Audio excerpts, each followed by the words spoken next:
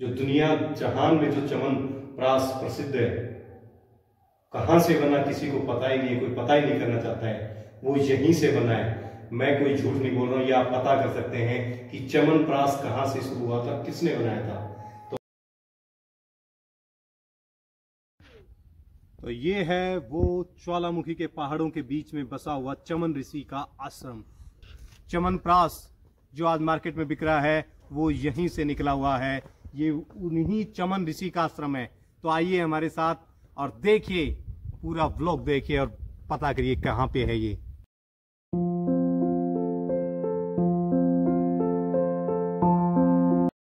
तो भाइयों फाइनली हम पहुंच गए हैं। दिख रहा है आपको पीछे, वो है तो नीचाई में लेकिन हमें दिख गया। दिखने के बाद तो आदमी में एनर्जी आ जाती है ना, तो वो एनर्जी आ गई मेरे में। तो अब हम नीचे चल रहे हैं। तो आप देखिए ये वही महल है। नीचे से जाके हम फिर से दिखाते हैं आपको। यहाँ से व्यू दिखा रहे हैं, बहुत ही शानदार व्यू आ रहा है। और ये ऊपर मनसा माता का मंदिर है। अगर टाइम रहा तो हम वहाँ भी ज़रूर जाएंगे। तो हमारे साथ बने रहें, लाइक कमेंट एंड शेयर करते रहें।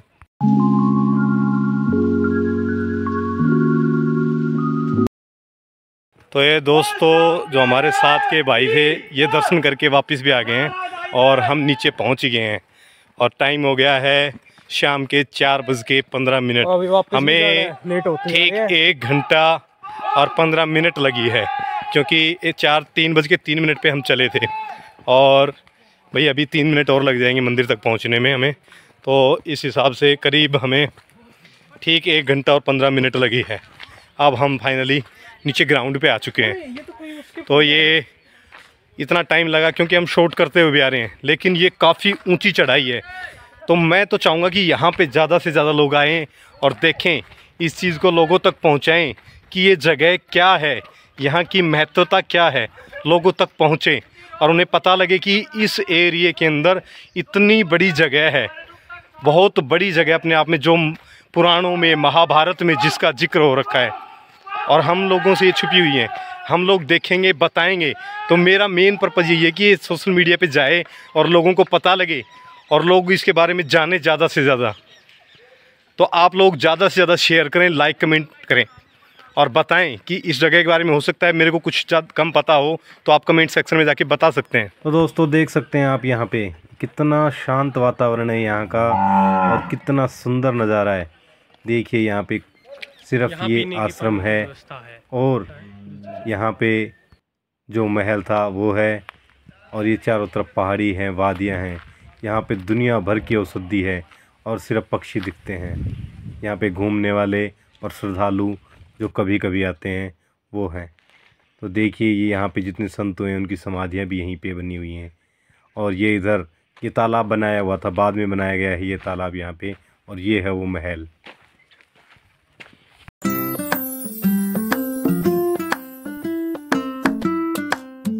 दोस्तों ये वो महल है जो राजा ने बनवाया था।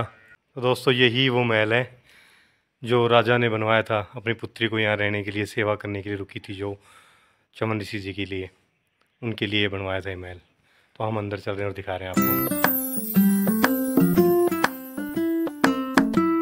ये वो जगह है, ये वो महल है जहाँ पे राजकुमारी रहती थी और चमन ऋषि की सेवा करती थी।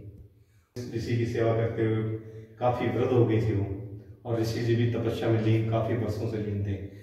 जब उन्होंने अपनी तपस्या पूर्ण कर ली, जब उन्होंने देखा तो पूछा कि आप कौन हो, तब उन्होंने बताया कि भाई ऐसे ऐसे मेरे से एक हो गई थी, तो मेरे पिताजी ने मेरे को यहीं पे आपकी सेवा के लिए छोड़ा था।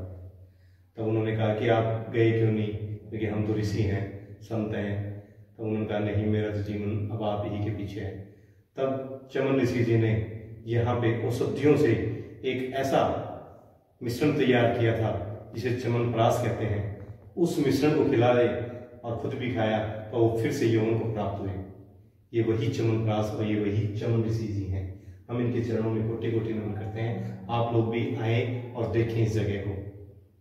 जो दुनिया जहान में जो चमन प्रास प्रसिद्ध है, कहाँ से बना किसी को पता ही नहीं, कोई पता ही नहीं करना चाहता है, वो यहीं से बना है।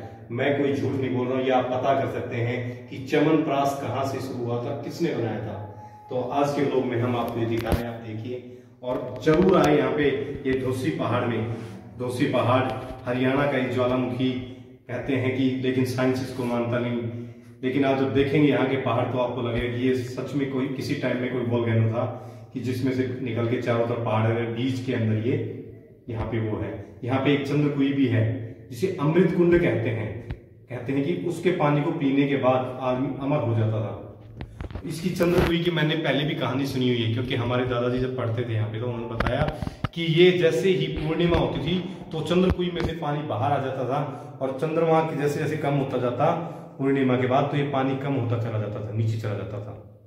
ऐसा मैंने सुना हुआ है। ऋषि भृगु हैं जो ब्रह्मा के मानस पुत्रों में से एक हैं, भार्गव वंश के आदि पुरुष।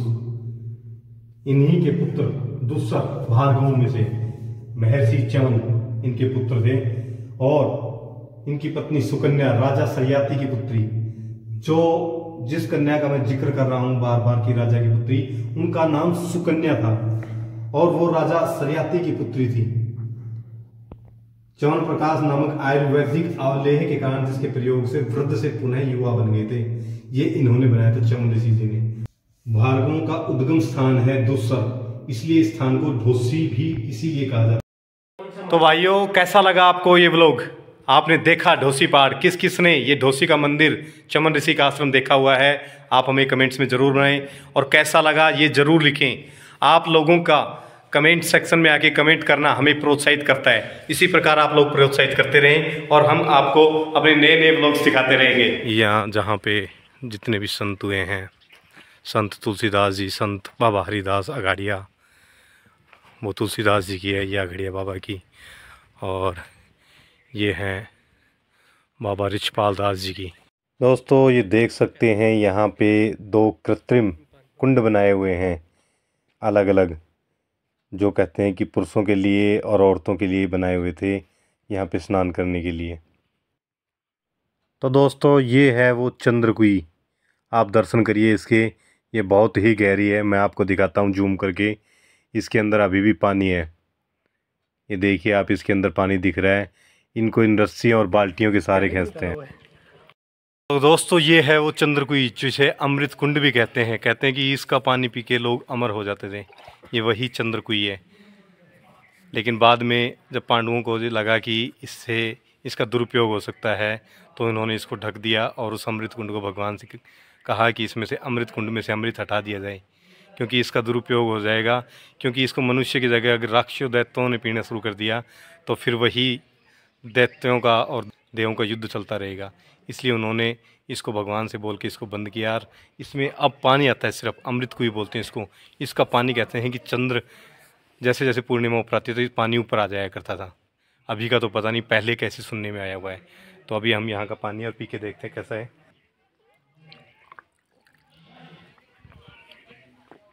सच में ही पानी बहुत ही मीठा पानी है।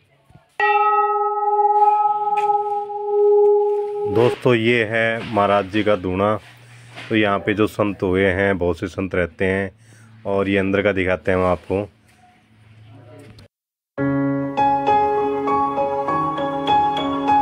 तो भाइयों, ये वो स्थान है जहाँ पे च्यवन ऋषि जी ने तपस्या की थी, और च्यवनप्राश जो बनाया था, जो पूरी दुनिया में आज च्यवनप्राश, च्यवनप्रकाश के नाम से प्रसिद्ध है।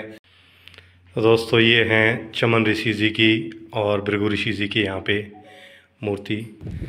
तो दोस्तों, हमने पूरा व्लॉग बना लिया है और अब यहाँ से हम निकल रहे हैं। अब फिर से वही चढ़ाई, फिर उतरना। तो देखते हैं अब कितना टाइम लगता है। सोनू, टाइम देखो कितना हो गया टाइम। अभी हम टाइम देखते हैं, क्योंकि आने में हमें 1 घंटा 15 मिनट लगी। अगर हम ऊपर तक 15 मिनट में पहुँचते हैं तो मनसा माता का भी दिखाएंगे, नहीं तो फिर नेक्स्ट टाइम 4:37 हमने चढ़ाई शुरू कर दी है। और हमारे साथ कुछ लोग और भी हैं, देख सकते हैं। तो हमारे साथ यहाँ पे बकरियाँ चढ़ रही हैं। तो देखते हैं बकरी पहले चढ़ती है कि थारा भाई पंडित जितेंद्र चट्टेवाला।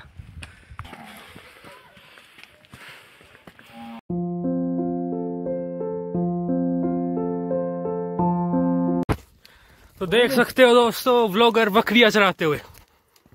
तो भाइयों, तब कुछ काम ना है ना, तो बकरियां चराए सकते हैं। तो आपको कैसा लगा बकरी चराते हुए? हमारा भाई पंडित जितेंद्र चट्टेवाला आज बकरियां चरा रहे हैं।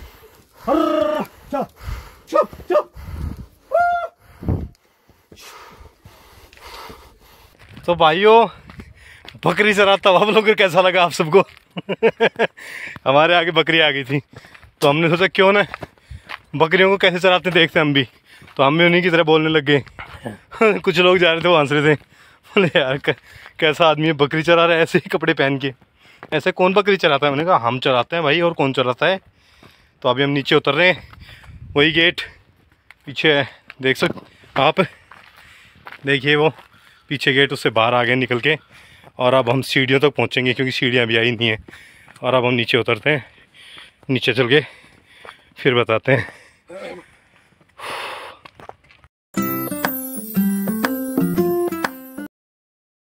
खत्म। ओह यार मुझे लग रहा था कि उतरते टाइम ना एनर्जी कम लगेगी, लेकिन उतरते टाइम ज़्यादा सावधानी देखनी पड़ रही है क्योंकि फिसलने वाली जगह है ये। चढ़ते टाइम फिसल रहा था तो उतरते टाइम तो कुछ ज़्यादा ही फिसल रहा है। तो अभी हम उतर रहे हैं और बड़ा संभाल के उतरना पड़ रहा है। वैसे ये है कि उतरते टाइम इतना जो सांस है वो नहीं फूल रहा है जिस प्रकार से चढ़ते टाइम फूल रहा था। तो अभी हम उतर रहे हैं, लोग अभी भी जा रहे हैं ऊपर। आप देख सकते हैं कि लोग अभी भी ऊपर जा रहे हैं दर्शन करने के लिए। ये काफ़ी पूजनीय स्थल है और बहुत ही फेमस जगह है ये। शायद चर्चा में नहीं रही इतनी, जितना महत्व गंगा सागर का है उतना ही ये चमन ऋषि के आश्रम का है। दोनों जगह बराबर हैं, तो आप समझ सकते हैं कि क्या महत्व है इस जगह का।